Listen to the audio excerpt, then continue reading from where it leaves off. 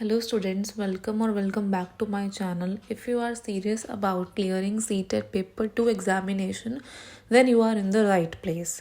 Today is day 19 of our continuous practice and we are getting stronger day by day.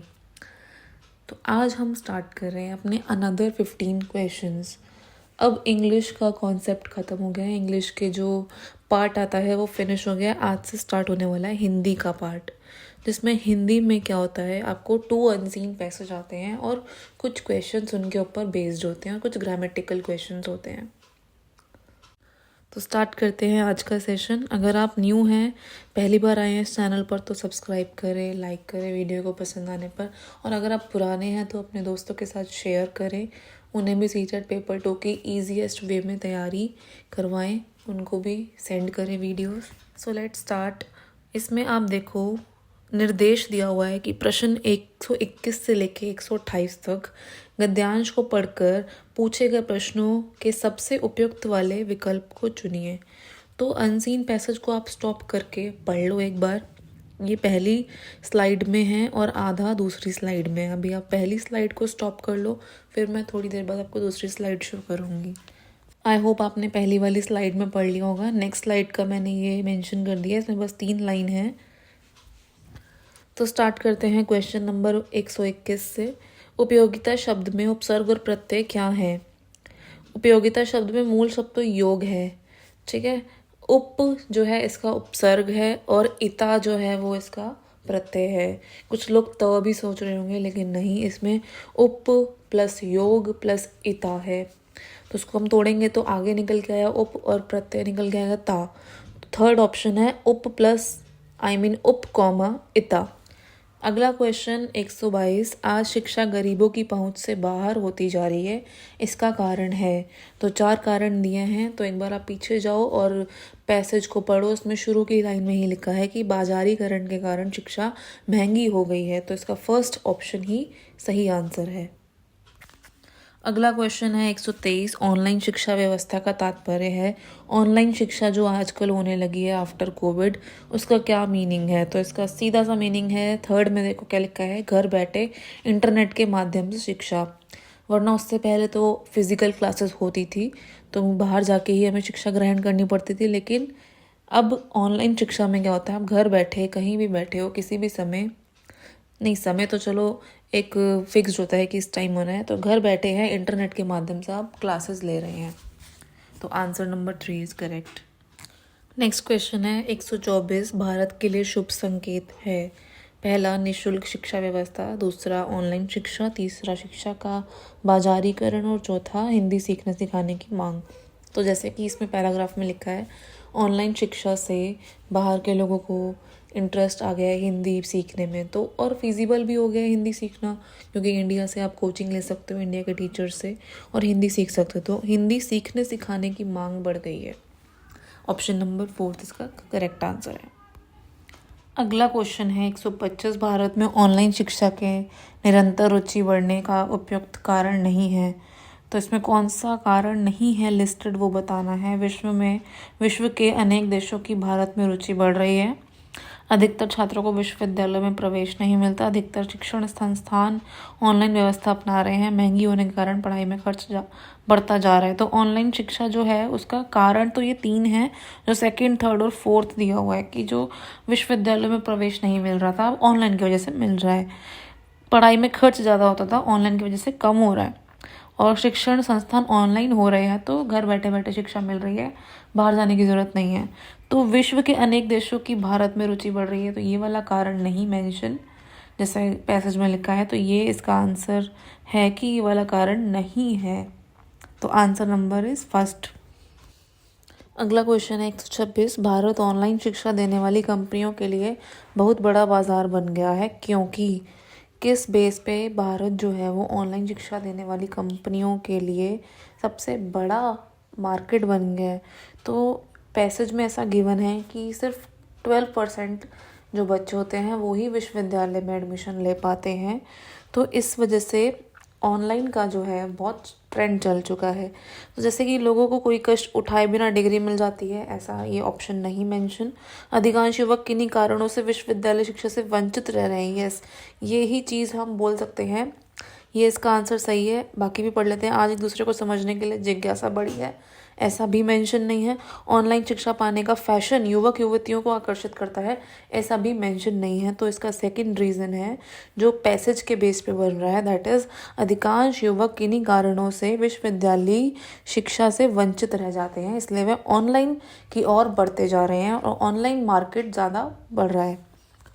अगला question है 127। गद्यांश में प्रयुक्त निम्नलिखित वाक्यों को 4 भागों में बांटा गया है, जिनमें से किसी एक भाग में अशुद्धि है यानी कि मिस्टेक है। अशुद्ध भाग को पहचान कर चिन्हित कीजिए। इनको आप पहचानिए और बताइए कौन सा है। आज एक दूसरे को, इसमें कोई प्रॉब्लम नहीं है। समझने जानने की जिज्ञासा भी, लोगों में बड़ी हुई, ये भी सिंपल सेंटेंस है, देखी जाती है, ये भी सिंपल सेंटेंस है। जो ये सेकंड वाला है समझने जानने की, ये उल्टा लिखा है, होता है जानने और समझने की, तो इसे ऐसे लिखा जाना चाहिए था, जानने समझने की। तो सेकंड वाले में मिस्टेक है। ऑप्शन नंबर 3 जिसमें लिखा है सेकंड, वो इसका करेक्ट आंसर है। अगला क्वेश्चन 128। उत्पत्ति की दृष्टि से ऑनलाइन और शिक्षा शब्द हैं क्रमश कैसे शब्द हैं ऑनलाइन और शिक्षा। उत्पत्ति होता है फॉर्मेशन के हिसाब से, जो ये वर्ड्स बनते हैं उनके फॉर्मेट के हिसाब से कौन से होते हैं, 4 होते हैं, तत्सम, तद्भव, देशज, विदेशज। ठीक है, इसमें आगत लिखा है, आगत मीन्स अंग्रेजी का वर्ड। तो एक है तत्सम तद्भव, तत्सम तद्भव, तद्भव तत्सम। सेकेंड में लिखा है तत्सम तद्भव, थर्ड में लिखा है तद्भव और आगत, और फोर्थ में लिखा है आगत और तत्सम। जो ऑनलाइन शब्द है वो बाहर के मतलब अंग्रेजी शब्द है, इसको आगत कहेंगे। तो फर्स्ट आगत, और शिक्षा शब्द जो है वो तत्सम है। तो फोर्थ वाला ऑप्शन है कि आगत और तत्सम। शिक्षा शब्द जो है वो ज्यों का त्यों है, इसीलिए उसको तत्सम कहते हैं। अब आ जाता है नेक्स्ट गद्यांश। इसको पढ़कर पूछे गए प्रश्नों के सबसे उपयुक्त उत्तर वाले विकल्प को चिन्हित कीजिए। वही करना है आपको, गद्यांश पढ़ना है, उसके बेसिस पे आपको जो भी सही आंसर लगेगा उस पर टिक लगाना है। तो आप इसको पॉज करके पढ़ लो।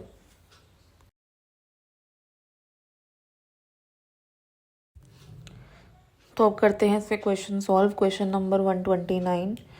फूल के लिए कौन सा विशेषण अनुपयुक्त है, कौन सा विशेषण नहीं यूज़ किया गया। तो पैसेज में सुवासित, रंगीन और मिश्रणा यूज़ किया गया, आकर्षित नहीं किया। तो फर्स्ट आंसर है इसका। अगला क्वेश्चन 130। निम्नलिखित शब्द युग्मों में से युग्म को पहचानिए जो शेष से भिन्न हो, जो आपको दिए हुए हैं उससे थोड़ा सा अलग है। सुंदर असुंदर, ये दोनों अपोजिट हैं। रूप स्वरूप, ये दोनों अपोजिट नहीं हैं, ये दोनों समानार्थी हैं। सद्गुण दुर्गुण अपोजिट है। आकर्षण विकर्षण अपोजिट है। तो सेकंड वाला जो है वो अपोजिट नहीं है, ये अलग है। तो ये इसका सही आंसर है। रूप स्वरूप दोनों समानार्थी हैं। अगला क्वेश्चन 131। फूल और तितली का उदाहरण देकर लेखक सिद्ध करना चाहता है कि तितली और फूल के बारे में ये रिलेशन बताया गया है कि जो तितली है वो सुंदर फूलों की ओर आकर्षित होती है। इसका मीनिंग ये दिया है लेखक ने कि जो गुणवान लोग होते हैं वो गुणी जनों को आकर्षित करते हैं। तो फर्स्ट में लिखा है गुणी जनों को गुणवान ही आकर्षित करते हैं। तो इसका यही राइट आंसर है, यही वो लेखक कहना चाहता है। अगला क्वेश्चन 132 फिर से अशुद्धि वाला है। अनुच्छेद के निम्नलिखित वाक्यों को 4 भागों में बांटा गया है, जिसके एक भाग में अशुद्धि है यानी कि गलती है। उस भाग को पहचानिए। केवल मात्र बाहर से नहीं मन की गहराइयों में स्वयं को सुंदर बनाना होगा। तो फर्स्ट में ही आप देखो केवल और मात्र, जिसका मीनिंग सेम ही है, ओनली एंड ओनली। तो एक वर्ड आएगा तो भी चलेगा। तो मात्र बाहर से नहीं, ठीक है, या फिर केवल बाहर से नहीं, ये हो सकता है। तो केवल और मात्र में से कोई एक वर्ड आएगा तो भी चल जाएगा। तो इसमें अशुद्धि है। तो सेकंड वाला ऑप्शन है इसमें आंसर में, जो फर्स्ट में अशुद्धि है और सेकंड पार्ट में लिखा है कि 1। तो इसका आंसर सेकंड। अगला क्वेश्चन 133। अपने व्यवहार को व्यवस्थित और आदतों को अच्छा करने से क्या होगा। अपने जो हैबिट्स हैं उसको सही करने से, अपने बिहेवियर को अच्छा करने से क्या होगा। दुर्गुण सद्गुणों में बदल जाएंगे। जो खराब लोग हैं वो अच्छे हो जाएंगे, जिनमें कमियां हैं वो सुधर जाएंगी। जीवन सुखी और संपन्न हो जाएगा, इजी हो जाएगी लाइफ और संपन्न हो जाएगी, वेल्थ बढ़ने लगेगी आपकी, अच्छे लोग ही हमारे संपर्क में आएंगे। और फोर्थ में लिखा है वाणी कोमल और मधुर हो जाएगी। तो इस पैसेज के अगर हम अकॉर्डिंगली चलें तो इसमें ये चाहते हैं, इसमें लिखा है कि यदि हम चाहते हैं कि अच्छे लोग हमारे संपर्क में आए तो हमें स्वयं को उनके अनुरूप बनाना होगा, अपने व्यवहार को व्यवस्थित और आदतों को अच्छा करने से यह होगा कि अच्छे लोग ही हमारे संपर्क में आएंगे। तो ऐसी लाइन लिखी हुई है, आप चेक कर लो, ठीक है, वही इसका करेक्ट आंसर है। बाकी सब भी ठीक है, वो रियल लाइफ पे बेस्ड है, लेकिन जो पैसेज में लिखा है वो ये थर्ड वाला है कि अच्छे लोग हमारे संपर्क में आएंगे। अगला क्वेश्चन 134, हमारे व्यवहार और कार्य स्वयं ठीक हो जाएंगे यदि हमारा जो बिहेवियर, हमारा जो काम है वो खुद ब खुद ठीक हो जाएंगे अगर हम क्या करेंगे ऐसा। तो बाहर से नहीं बल्कि भीतर से भी अच्छे बनेंगे। सेकेंड, वाणी से मधुर स्वर निकालेंगे, वीणा और वाणी से मधुर स्वर निकालेंगे। थर्ड, सुखी जीवन व्यतीत करेंगे। या फोर्थ, सबसे अच्छा व्यवहार करेंगे। तो अकॉर्डिंग टू पैसेज इसमें ये लिखा है कि अगर हम व्यवहार और अपने कार्यों को ठीक करना चाहते हैं तो हमें बाहर से ही नहीं भीतर से भी अच्छा होना पड़ेगा, यानी कि हमें मन को और विचारों को सुंदर बनाना पड़ेगा, यानी कि बाहर के साथ साथ अंदर से भी साफ होना पड़ेगा, सुंदर होना पड़ेगा। तो इसका फर्स्ट आंसर है। तो अब क्लास का आखिरी क्वेश्चन, आज के सेशन का आखिरी है ये, 135, लेखक द्वारा आकर्षण का नियम किसे कहा गया है। फर्स्ट, गंदगी मक्खियों को आकर्षित करती है।